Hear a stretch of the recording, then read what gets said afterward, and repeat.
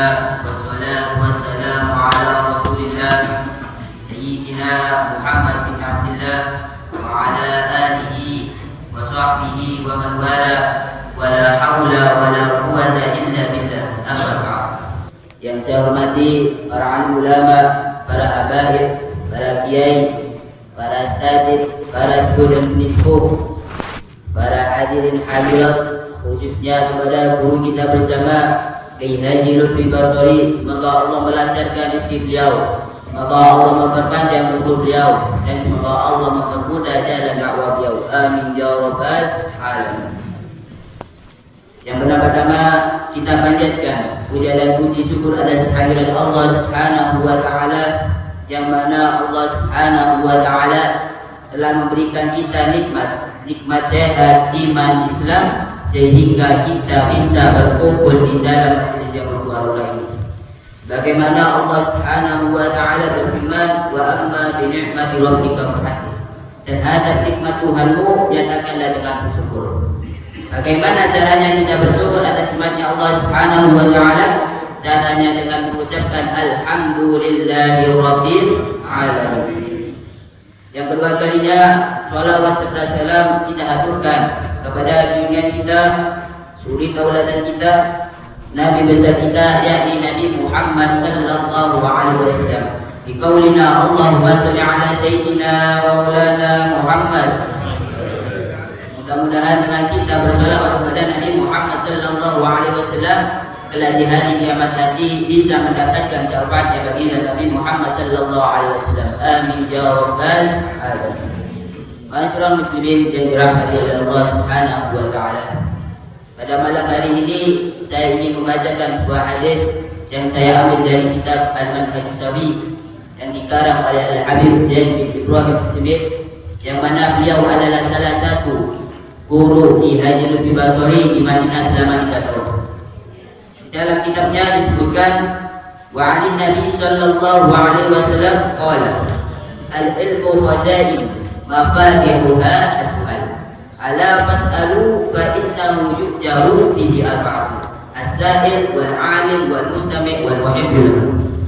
Yang artinya wa 'anil Nabi sallallahu alaihi wasallam, dan dari Nabi Muhammad sallallahu alaihi wasallam qala, sabda, al-ilmu khazain, ilmu itu diibaratkan seperti lemari atau kedung, mafatihuha as-su'al, dan cara membukanya yakni dengan bertanya. Jadi kalau kita ingin mendapatkan ilmu yang bermanfaat, ingin mendapatkan ilmu yang banyak, maka kita harus bertanya kepada para alim ulama. Dan Allah Subhanahu wa taala berfirman, fas'alu ahla dzikri in kuntum la ta'lamun, yang artinya bertanyalah kepada ulama yang berilmu jika kalian tidak mengetahuinya. Jadi dari sini menunjukkan bahwasanya setiap orang yang tidak mengetahui hukum agama, maka dia diwajibkan untuk bertanya kepada para alim ulama. Yang dimaksud para alim ulama yakni ulama yang mengamalkan ilmunya dan peduli atas haknya Allah Subhanahu wa taala dan Rasulullah sallallahu alaihi wasallam. Dan berhati-hatilah kita kepada ulama yang mana ulama ini mencari dunia dengan ilmunya.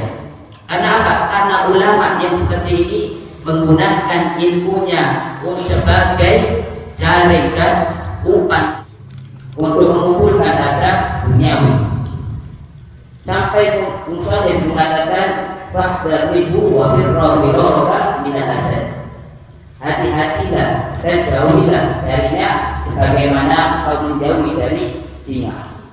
Jadi kalau kita menemukan ulama yang seperti ini, ulama yang mencari ilmu dengan dunianya, maka kita harus berhati-hati. Kita harus menjauhinya sebagaimana kita menjauh dari singa. Kenapa? Karena kalau kita dekat kepada ulama yang seperti itu, fa inna ghararuhu 'alaika aktsaru min nafsihi laka. Karena bahayanya itu 'alaika atasmu aktsaru min nafsihi laka, lebih banyak daripada manfaatnya bagimu. Jadi kalau kita mendekati ulama yang bisa dunia dengan dunia, maka daruratnya itu banyak daripada manfaatnya. Dan perlu kita perhatikan bahwasanya kalau ulama itu tidak bisa menjaga agamanya sendiri, bagaimana menjaga agamanya orang lain? Bahkan ulama salaf yang terdahulu mengatakan, menganjurkan kepada kita untuk mencari ilmu kepada ulama yang sempurna keahliannya dan jelas ketaatannya kepada di dalam agamanya Allah Subhanahu wa taala. Dan diteruskan hadis itu, ala fasalu fa innahu yujabu ya ba'du. Dan tidaklah kalian bertanya karena sesungguhnya ada 4 orang yang mendapatkan pahala dalam bertanya itu. Yang pertama as-sa'il, orang yang bertanya.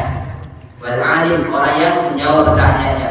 Wal mustami', dan orang yang mendengarkan. Wal muhibbu lahum, dan orang yang mencintainya. Jadi semisal dalam majelis ini ada yang bertanya kepada Amirul, maka kita akan mendapatkan pahala semuanya. Karena apa? Karena kita termasuk orang yang mendengarkan. Dan Imam Abdullah bin Abdul Al-Haddad mengatakan, as-su'al iftahu tawassulu bihi ila ma fi sudur wal qulubi bi ma'ani al-qulubi wa asrarul ghuyub. Yang artinya bertanya adalah kunci yang menjadi perantara untuk membuka makna-makna ilmu serta rahasia gaib yang tersembunyi dalam hati dan para ulama. Jadi kalau kita bertanya kepada para ulama, maka kita bisa mengetahui makna-maknanya ilmu. Sebagaimana kita tidak bisa mendapatkan barang-barang yang tersembunyi di dalam rumah kecuali menggunakan kunci. Jadi kalau kita tidak bertanya kepada para ulama, maka kita tidak mengetahui makna-maknanya ilmu yang sebenarnya. Caranya kita bertanya kepada para ulama, salah satunya dengan menghadiri majelis. Kenapa? Karena setiap di majelis ini dibuka tanya jawab. Ya, di waktu itu kita harus memanfaatkan untuk bertanya kepada para ulama. Dan kalau kita menghadiri majelis itu, keutamaannya lebih baik daripada sholat sunnah 10 rakaat. Sebagaimana Rasulullah sallallahu alaihi wasallam bersabda, "Uhuh majelis ilmin afdal min sholati alfi rakaat." Menghadiri sebuah majelis itu lebih baik daripada sholat sunnah 1000 rakaat. Jadi dari sini menunjukkan bahwasanya kalau kita menghadiri majelis keutamaannya besar. Dan diteruskan di situ, wa'iyya dari ahli manifid wa huduri ahli janazah. Dan lebih baik menjenguk 1000 orang sakit dan lebih baik daripada mengantarkan 1000 jenazah.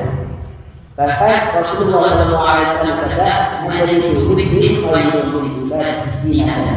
Majelis ilmu itu lebih baik daripada ibadah selama 60 tahun. Jadi kalau kita menghadiri majelis, kita akan mendapatkan keutamaannya.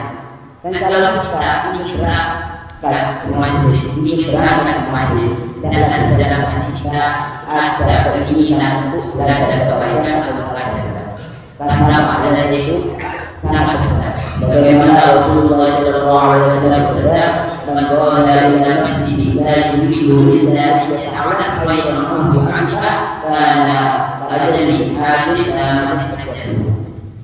Karena siapa berangkat ke masjid tidak menginginkan kecuali untuk belajar kebaikan atau mengajarkan, maka dia akan diberikan pahala yang mana pahala itu seperti orang yang haji sempurna.